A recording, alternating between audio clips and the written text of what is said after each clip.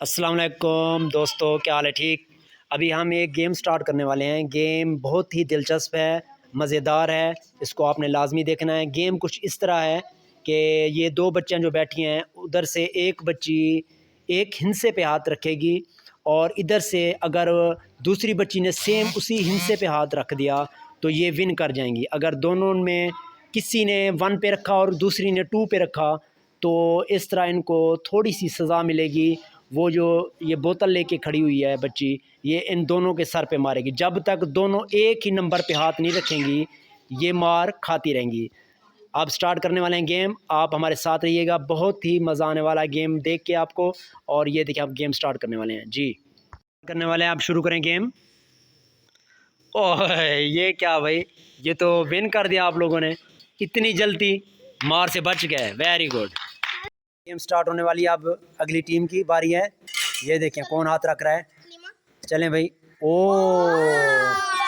दोनों ने विन कर लिया यार। चलें भाई, जल्दी करें, जल्दी जल्दी जल्दी। ओए गलत गलत गलत गलत गलत गलत गलत।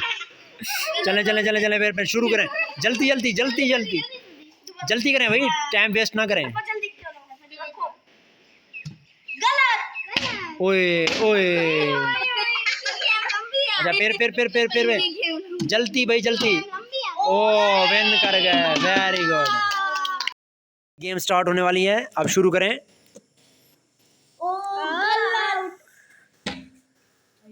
इतनी आराम से।